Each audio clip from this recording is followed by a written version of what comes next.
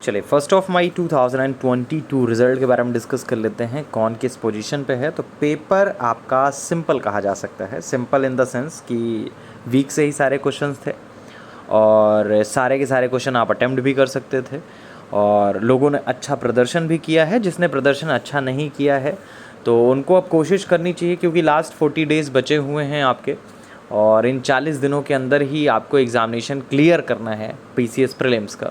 ठीक है, इसके बाद आपका समीक्षा अधिकारी का पेपर होगा, लेकिन अभी जो टारगेट है आपका 12 जून 2022 को जो आपका यूपी PCS प्रीलिम्स है वो टारगेट करना है। और उसके लिए अब लगातार आपको रिवीजन करने की आवश्यकता है। 10 से 15 मई, ऑलमोस्ट 15 मई से आपका थोड़ा सा क्लास में बदलाव करूँगा मैं और रिवीजन मोड पे एकदम फास्ट ट्रैक पे आ जाएगी आपकी क्लासेस।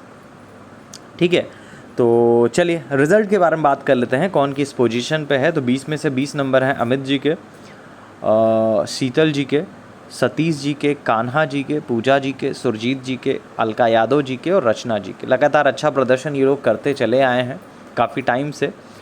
19 मार्क्स हैं शुभम जी के, नरेंद्र जी के, बबीता जी के, सुनील राणा जी के। सुनील राणा जी लगातार बहुत शानदार प्रदर्शन रहा है पिछले 1-1.5 सालों के अंतर्गत लगातार। और ये बात मैंने इसलिए बोली कि 1 से 1.5 साल का टाइम इन्होंने दे दिया है, वो इसलिए आपको बताई गई क्योंकि समय लगता है इस परीक्षा को पास करने में। आप लगातार आपको अच्छा प्रदर्शन करना होगा। बहुत रेयर होता है कि इनका क्वेश्चन गलत होता है वीक टेस्ट में। फुल टेस्ट में अभी भी प्रदर्शन में सुधार की आवश्यकता है। वही चीज़ होती है कि पहले आपका जो टारगेट है वो वीक टेस्ट होना चाहिए। वीक टेस्ट में अच्छा प्रदर्शन होते होते जो फुल टेस्ट होता है उसमें अपने आप बेहतर प्रदर्शन होने लगता है। नॉर्मली सभी लोगों के साथ ये देखा जाता है कि जब लोग शुरुआत करते हैं तो वीक टेस्ट में तो उनका अच्छा प्रदर्शन रहता है, 20 में से 16, 20 में से 18, 20 में से 14, 20 में से 12 इस टाइप से आते हैं। लेकिन जो फुल टेस्ट होता है उसमें मार्क्स कम आते हैं। उसके पीछे रीज़न भी आप सभी को पता है। वीक टेस्ट का मतलब होता है कि सप्ताह में जितनी चीज़ें पढ़ाई गई हैं वही आपसे पूछी जा रही हैं। फुल टेस्ट में आपको कहीं से भी कोई भी क्वेश्चन पूछा जा रहा है। ठीक है, तो ये अंतर होता है। तो दोनों के लिए होता है ये, जिसकी तैयारी अच्छी है और जिसकी तैयारी कम सही है, दोनों के लिए आपका ये पेपर होता है। चले तो 19 मार्क्स पे हम लोग पहुंच गए थे। 18.5 पे आए तो सचिन जी के हैं, आशीष जी के हैं, सागर जी के हैं। 18 मार्क्स हैं अखिलेश जी के, अनुराग मिश्रा जी के, रंजना जी के, राज जी के, महिमा जी के, सोनिका जी के, ज्योति जी के। और ये 18 वाली जो लाइन है इसमें आप सोच सकते हैं कि ये मैक्सिमम लोग इसमें से लगातार मेंस दे रहे हैं, चाहे वो राज जी हों, चाहे वो ज्योति जी हों। सोनिका जी बहुत लगातार मेहनत कर रही हैं, महिमा जी बहुत मेहनत कर रही हैं, अनुराग जी भी लगातार सेलेक्ट हो रहे हैं, अखिलेश जी। तो 17.5 पे बात करें तो संतोष जी के हैं, नीलांबर जी के हैं, प्राची जी के हैं, अभय जी के हैं।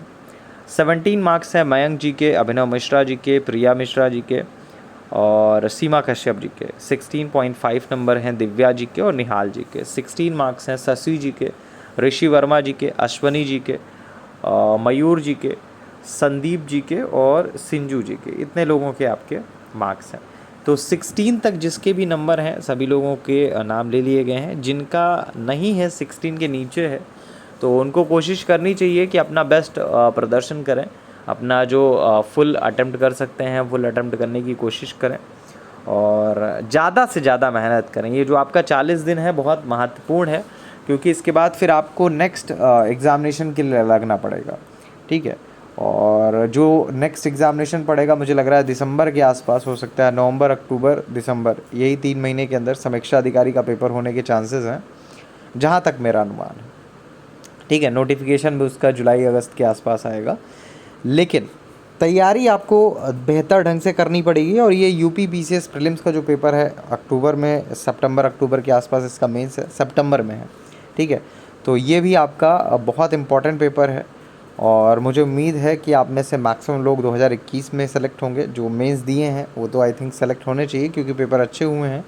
और 2022 में भी प्रीलिम्स आप लोगों का क्लियर होगा। उसके लिए आपको करना ये है कि लगातार प्रैक्टिस करते रहिए जो फुल टेस्ट दिए जा रहे हैं। और इसके अलावा जो सबसे बड़ा कार्य होता है, धैर्य रखना होगा आपको। 150 क्वेश्चन जब आते हैं एग्जामिनेशन में तो किसी भी पर्सन को 150 में से 150 नहीं आते। इवन या कहें 150 में 120 क्वेश्चन भी किसी को नहीं आते, जो टॉप भी बाद में करता है। जो टॉप भी करता है उसको भी 150 में 120 नहीं आते हैं, वो 90, 95, 100 इसी रेंज में रहते हैं। जितने लोग भी आपकी क्लास से भी सिलेक्ट हुए हैं, सबसे बड़ा नाम तो सचिन यादव जी का ही है, और उनके भी लगभग से इसी तरह से मार्क्स आते रहते हैं। अगर आपको ये लगे कि 14th रैंक सचिन जी के आई थी और डिप्टी कलेक्टर के पद पर चयनित हुए, तो प्रीलिम्स में क्या 150 में 120 क्वेश्चन उनको आते थे? ऐसा नहीं था।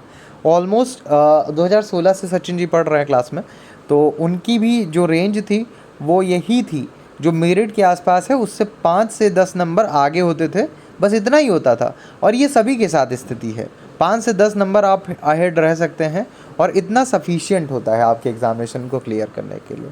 ठीक है, तो कुल मिलाकर यही है, और लगातार आप मेहनत करते रहिए। कुछ बदलाव होंगे क्लास में, वो आपको क्लास में ही बताए जाएंगे।